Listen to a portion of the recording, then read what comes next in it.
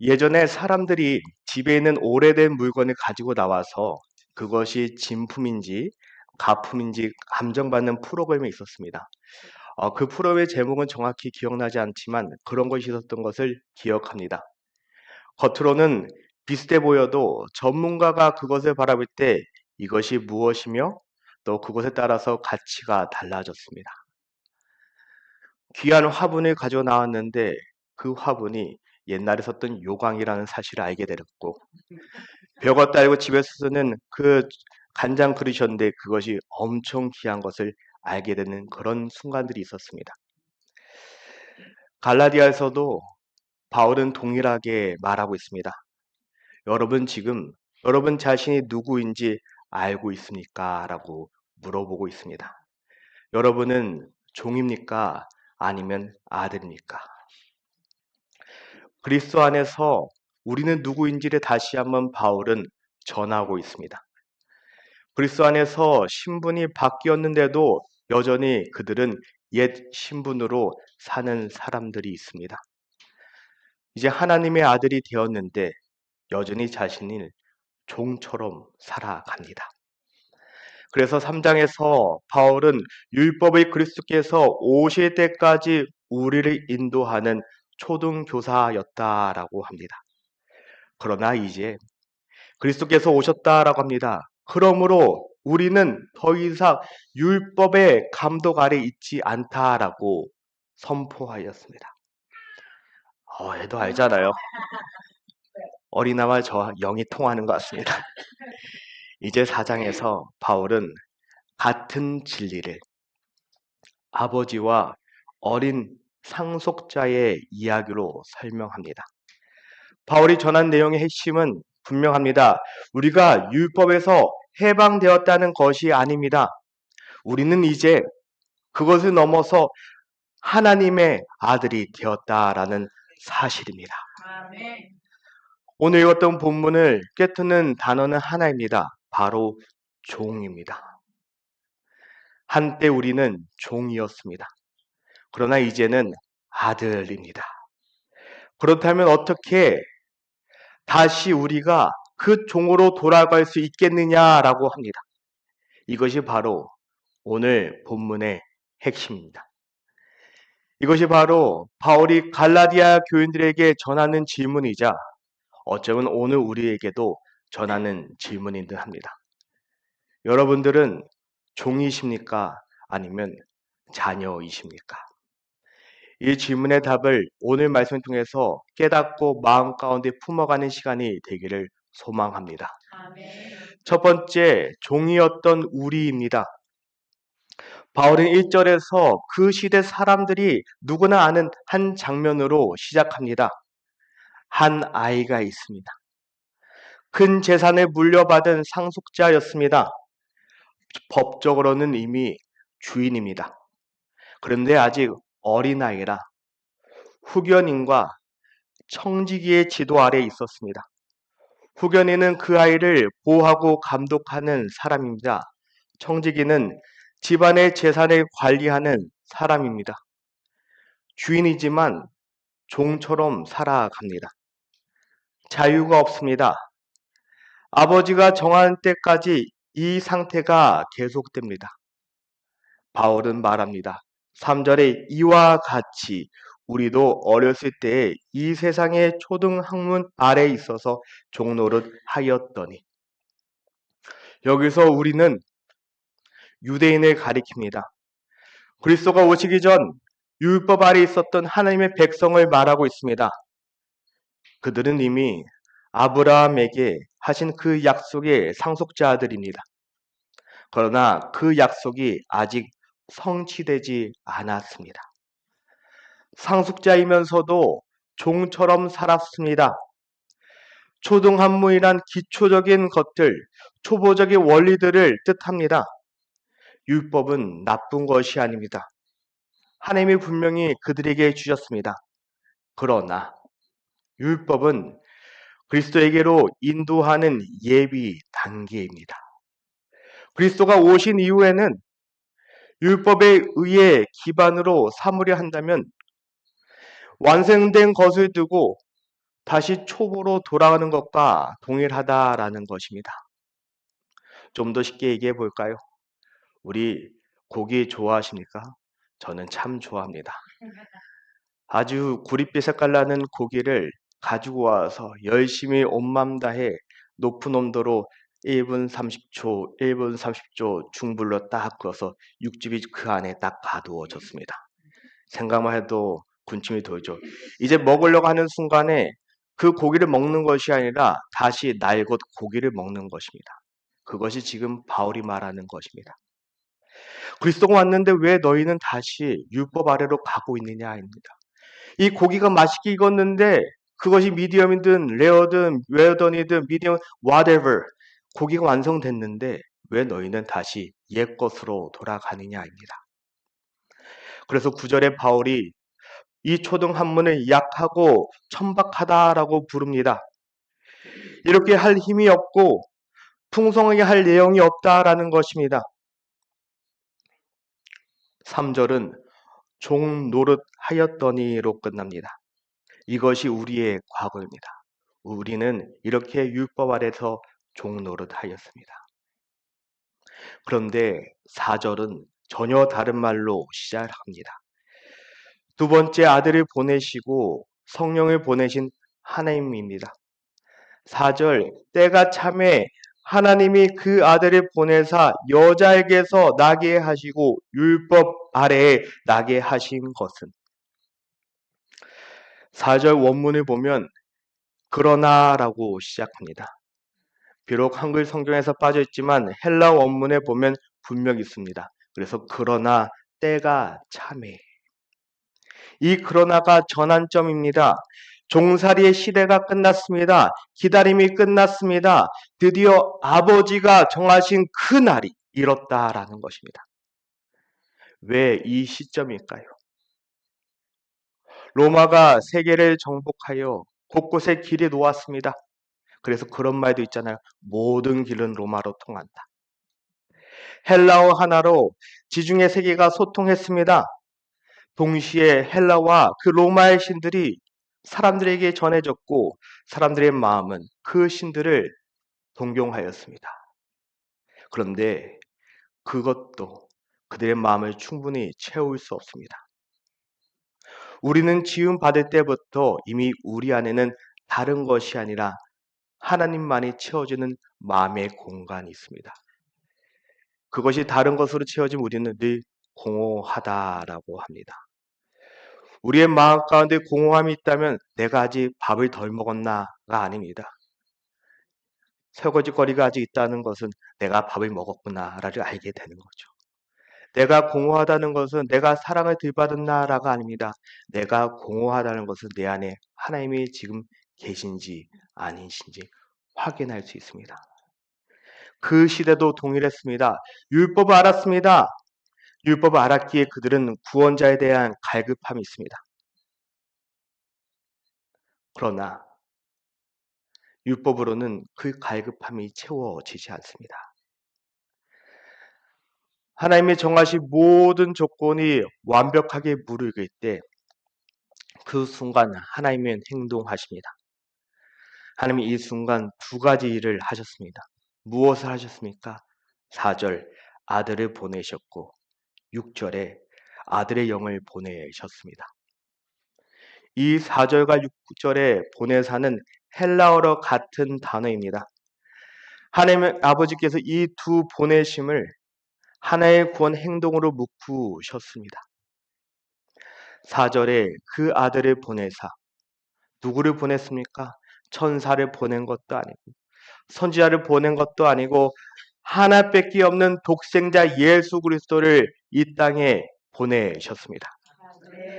아들을 보내셨다는 것은 하나님 자신을 내어주셨다라는 뜻입니다. 그러면 그 아들이 어떻게 오셨습니까? 여자에게서 나게 하시고라고 합니다. 하늘의 영광을 뒤로하고 이 낮고 낮은 그곳에 인간의 모금을 입고 오셨습니다. 배고픔도 하셨고 피곤함도 하셨고 슬픔도 하셨습니다. 그리고 율법 아래에서 나게 하셨습니다. 우리가 지키지 못한 모든 율법을 그분이 완전히 지키셨습니다. 우리가 받아야 할 저주를 그분이 십자가에서 담당하셨습니다. 그 목적이 5절에 나옵니다. 율법 아래 있는 자들을 속량하시고 우리로 아들의 명분을 얻게 하려 하십니다. 두 가지입니다. 첫 번째는 속량입니다. 율법 아래 있는 자들을 속량하셨고, 속량이란 노예의 몸값을 치르고 자유롭게 하는 것입니다. 우리는 노예였습니다. 율법 아래 있는 종이었습니다. 율법을 지킬 의무는 있었지만 지킬 능력은 없었습니다. 우리가 아무리 노력해도 완벽하게 지킬 수 없었습니다. 그래서 율법의 노예입니다. 그런데 그리스도께서 우리의 몸값을 완전히 치르셨습니다. 이제 우리를 정죄할 자가 없습니다. 율법도 마귀도 우리의 양심도 정죄하지 못합니다. 내가 완벽해서 아닙니다. 예수님께서 여러분이 대신해서 십자가에 못 박혀 죽으심으로 여러분을 속량하셨기 때문입니다. 값이 완전히 치루어졌습니다. 둘째는 아들의 명분입니다. 우리로 아들의 명분을 얻게 하려 하십니다. 아들의 명분이란 법적 입양을 뜻합니다. 당시 로마에서는 귀족 가문에 아들이 없으면 노예 시장에서 종을 입양했다라고 합니다. 입양이 이루어지는 순간에 자신의 족보에 그 종이 이름이 들어가는 순간에 그 종은 이제 완전히 신분이 바뀌게 됩니다. 더 이상 종이 아니라 아들이 됩니다. 새 아버지의 모든 권리와 유산이 그 입양받은 자에게 다 이어지게 됩니다. 종이었다는 과거는 이제 법적으로 아무 의미가 없습니다. 그는 이제 완전한 아들이 됩니다. 우리가 받은 것이 바로 이것입니다. 제 용서만 받은 것이 아닙니다. 빚 한강만 받은 것이 아닙니다. 우리는 하나님의 아들로 입양되었습니다. 하나님의 모든 유업을 상속받는 신분으로 올라섰습니다. 얼마나 감사합니까? 그런데 하나님은 여기서 멈추지 않으셨습니다. 6절 너희가 아들이므로 하나님이 그 아들의 영을 우리 마음 가운데 보내사 아빠 아버지라 부르게 하셨느니라. 아들을 보내신 것은 우리의 법적 신분을 확보하기 위해서입니다. 누가 봐도 그 족보에 이름이 올라가기 때문에 우리를 법적으로 보호하기 위해서입니다. 그리고 성령을 보내신 것은 그분을 실제로 우리가 경험하기 위함입니다. 아들이 이루신 일을 우리 밖에서 이루어진 객관적인 사실입니다. 그리고 성령께서 하시는 일은 우리 안에서 이루어지는 주관적인 경험입니다. 둘 다 필요합니다. 하나만으로는 부족합니다. 바울은 성령을 그 아들의 영이라고 부릅니다.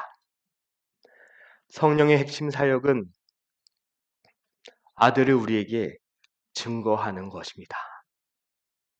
예수 그리스도가 우리의 아들이심을 믿게 하는 것입니다.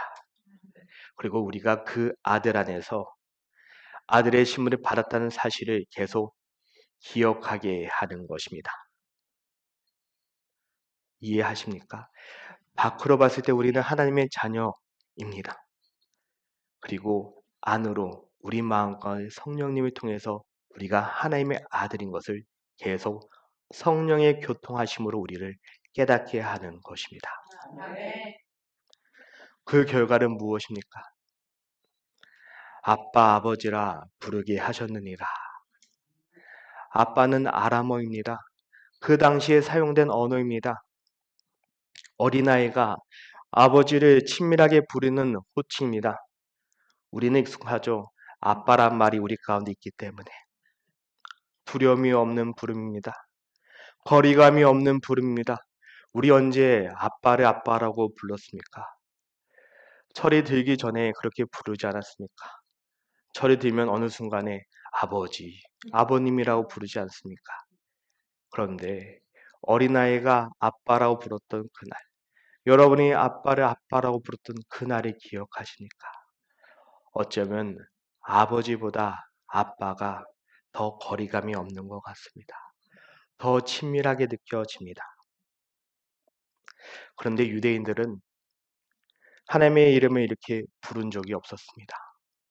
부를 수 없었습니다. 그 이름이 너무 거룩하기에 함부로 부르지 못했습니다. 그런데 예수님은 겟세마네에서 땅이 핏방울이 되던 그 고통 속에서 하나님을 아빠라고 부르셨습니다. 그 친밀함, 그 신뢰, 그리고 그 안에 하나님을 완전히 의지하고 있는 그 마음이 그 한 단어 안에 담겨 있습니다. 부르게 하셨느니라 라고 합니다. 이 부르게 하셨느니라 라고 번역된 헬라어를 보면 이것은 단순한 부름이 아닙니다. 가슴속 깊은 곳에서 터져나오는 강한 외침을 의미합니다. 성령이 우리 안에서 그 외침을 가능케 하였습니다. 우리 힘으로 할 수 없지만 성령이 우리 안에서 그 아빠라고 부르라라고 우리를 격려하고 인도하고 도와줘서 우리 입술로 고백하게 하였다라는 것입니다. 그렇게 우리는 두려움으로 접근하는 종이 아니라 확신을 가지고 달려가는 자녀로서 하나님 아버지를 부르게 되었습니다. 그렇게 아빠입니다. 그리고 이것이 바로 기도의 의미입니다. 기도는 무엇입니까? 종이 주인에게 보고하는 것이 아닙니다. 자녀가 아버지께 나아가는 것입니다. 그렇게 완벽한 말이 필요하지 않습니다. 형식을 갖추는 것이 필요하지 않습니다. 어린아이가 넘어졌을 때 어떻게 반응합니까? 그냥 부르지 않습니까? 아빠라고. 어린아이가 아팠을 때 어떻게 합니까? 그냥 부르지 않습니까? 아빠라고. 그 아빠란 외침 가운데 많은 뜻이 담겨 있습니다. 그 아빠란 외침, 누가 그 외침을 압니까? 아빠는 압니다. 이 자녀가 어떤 마음으로 나를 외치는지, 그 아빠라는 같은 단어 가운데 목소리 톤만 들어도 애가 지금 아프구나. 목소리 톤만 들어도 내가 필요하구나 알 수 있는 거 아닙니까? 그것이 기도라라는 것입니다. 그렇게 우리는 기도하며 하나님께 나아갈 때 우리의 겉옷을 벗어버려야 합니다. 진실하게 기도하며 나아가야 합니다. 내 기도를 누가 듣는지 안 듣는지가 중요한 것이 아니라 아버지 하나님께 내가 나아가는데 그 아버지 하나님이 나의 아빠인데 우리 있는 모습 그대로 고백하는 것이 부끄럽겠습니까? 어렸을 때 지금도 자녀들을 가끔씩 목욕시킬 때가 있습니다. 이제는 알아서 잘하는데 자녀들이 벌거벗고 저한테 나올 때 부끄럽다라고 하지 않습니다.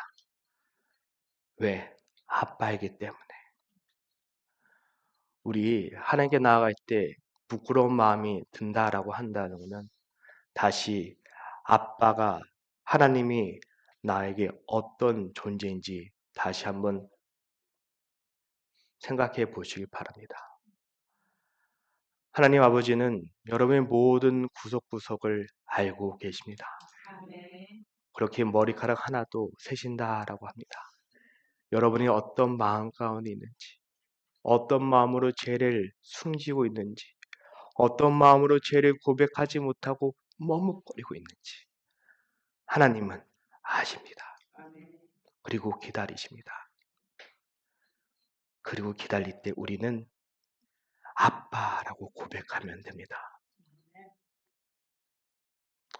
바울은 너희가 아들이므로 라고 합니다. 하나님이 성령을 보내셨다라고 말합니다. 아들이 되기 위해서 성령을 받은 것이 아닙니다. 이미 아들이기 때문에 성령을 받은 것입니다. 그리스도를 잘 믿고 아들의 명분을 얻은 사람은 이미 성령을 받은 사람입니다. 그러므로 7절에 내가 이후로는 종이 아니요 아들이니 아들이면 하나님으로 말미암아 유업을 받을 자니라. 우리 누구입니까? 종이 아닙니다.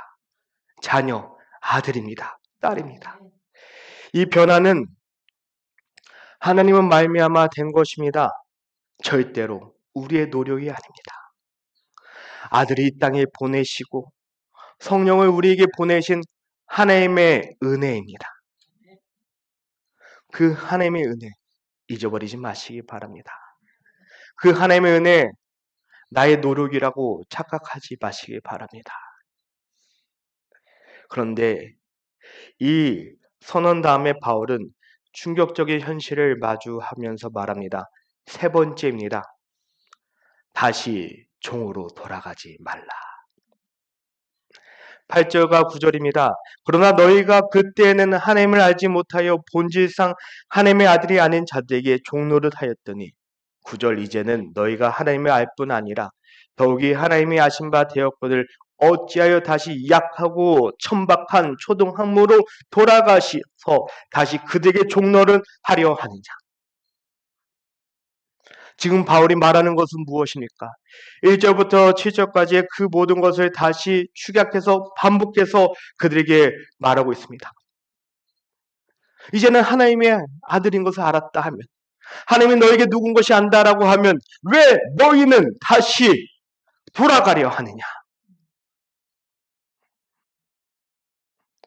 여기서 바울은 한 가지를 짚습니다. 너희가 하나님을 알게 되었다라고 말하지 않습니다. 더욱이 하나님이 아신 바 되었거늘 이라고 합니다. 강조하는 부분이 다릅니다. 우리가 여러분들이 하나님을 아는 것보다 하나님이 우리를 아시는 것이 더 중요하다라는 것입니다. 내가 하나님을 아는 것보다 하나님이 여러분을 더 잘 알고 계시다라는 겁니다. 우리가 이 땅에 태어나서 인지를 하기 전부터, 걷기 전부터, 말을 하기 전부터, 엄마의 태중에 있기 전부터 하나님은 여러분을 아셨다라는 것입니다. 그렇게 우리가 먼저 하나님을 찾은 것이 아니라 그분이 먼저 여러분을 찾아오셨고 사랑하셨습니다.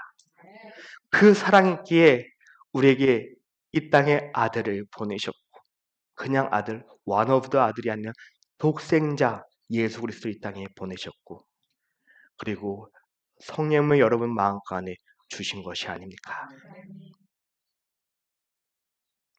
그런데 왜 하나님을 알았던 사람들이 하나님의 자녀라고 고백했던 사람들이 다시 돌아가려고 하느냐입니다. 지금 갈라디아인들이 하고 있는 것은 무엇입니까? 10절입니다. 너희가 날과 달과 절기와 해를 삼가 지키니 율법의 절기들이 지키고 있습니다. 겉으로 보면 경건합니다. 더 철저한 신앙을 지키는 것처럼 보입니다. 그러나 문제는 절기를 지키는 것이 아닙니다. 그것을 통해서 내가 의롭다 함을 구하기 때문에 그것이 문제인 것입니다.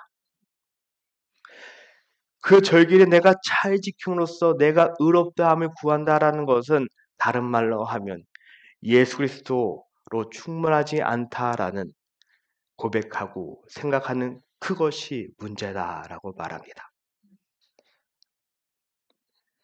이것이 바로 아들인데 다시 종의 자리로 내려가는 것이다라고 합니다. 그래서 바울은 탄식합니다. 11절에 내가 너희를 위하여 수고한 것이 헛될까 두려워하노라.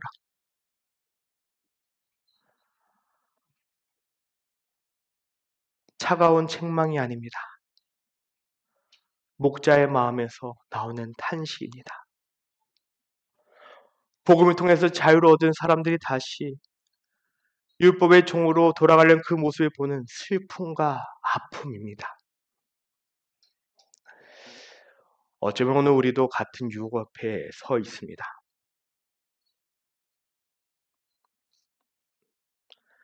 율법의 방식을 지키는 방법이 아닐 수 있습니다. 그러나 다른 방식으로 우리는 종의 삶을 살아가고 있지는 않습니까? 이 정도는 해야 하나님의 나를 인정하지 않을까? 내가 또 실패하고 넘어지면 하나님께 나갈 자격이 없는데 자꾸 사람의 평가의 종이 됩니다. 죄책감의 종이 됩니다. 그리고 자신감, 자존감의 종이 됩니다. 신앙생활을 오래 하면 할수록 이런 유혹이 더 많은 듯 합니다. 오히려 더 있습니다.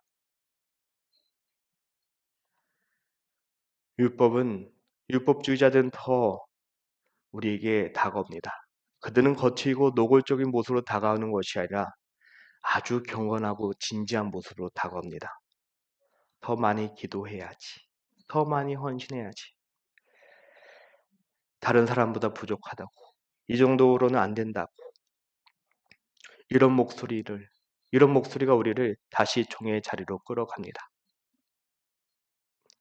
그러나 이 모든 것은 바로 하나의 거짓말 위에 서 있습니다. 어떤 거짓말입니까? 예수 그리스도는 충분하지 않다라는 거짓말입니다. 그리고 그것은 아들의 마음이 아닙니다. 종의 마음입니다. 오늘 본문을 깨트는 단어는 하나였다라고 하였습니다. 바로 종입니다. 바울은 그래서 이 본문을 통해서 계속 종에 대해서 얘기하였습니다. 바울이 말하고자 하는 핵심은 분명합니다. 한때 우리는 종이었습니다.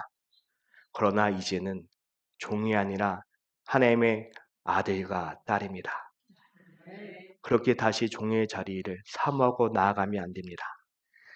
종과 자녀의 차이는 무엇입니까? 종은 두려움으로 움직입니다. 혼날까 봐 움직입니다. 그러나 아들은 사랑으로 움직입니다. 종은 인정받기 위해서 움직입니다. 내가 이걸 잘해서 주인한테 인정받아야지. 그러나 아들은 이미 받은 사랑에 감사하며 나아갑니다. 종은 실패하면 숨습니다. 혼나기 싫어서 숨습니다. 그러나 아들은 실패해도 아버지에게 나아갑니다.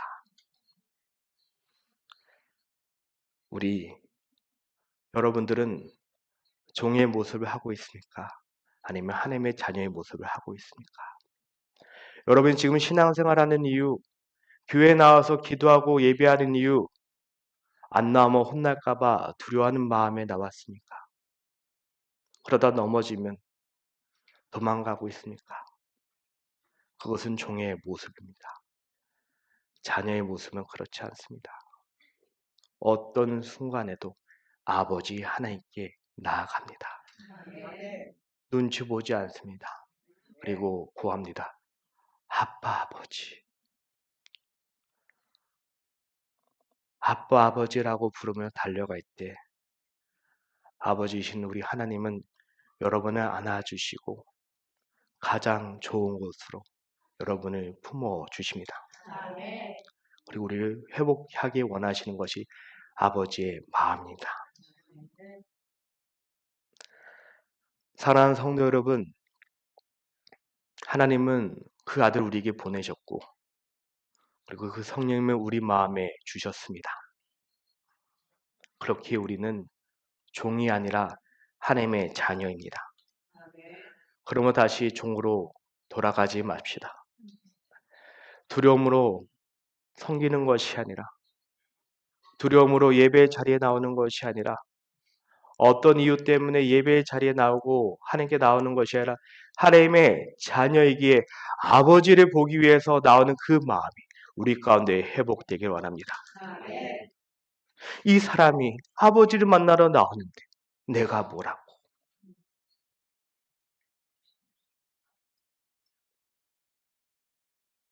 그렇게 우리 안에 의무감이 아니라 감사함으로, 은혜로 나아가시기 바랍니다. 여러분, 우리는 종이 아닙니다. 그리스도 안에서 부름받은 하나님의 자녀들입니다. 나도 하나님의 자녀, 옆에 앉은 사람도 하나님의 자녀고, 우리 모두 다 하나님의 자녀입니다. 그렇게 우리는 서로를 존귀하게 여기는 것입니다. 교회는 절대 상하서열이 있는 곳이 아니라 서로를 존귀하게 여기며 서로를 사랑하고 품는 믿음의 공동체입니다. 우리 다시 자녀의 모습을 회복하시기 바랍니다. 우리 다시 아버지께 기도하며 나아감으로써 아버지의 관계를 회복합시다. 그렇게 나아갈 때 우리 교회가, 여러분들이, 여러분의 가정이 다시 하나님의 자녀로서 살아가는 믿음의 한 주가 될 줄 믿습니다. 그게 한 주, 나는 하나님의 아들입니다. 나는 하나님의 딸입니다. 힘들고 어려운 순간에 고백하며 나아가는 한 주가 되시길 주님의 이름으로 축원하여 드립니다.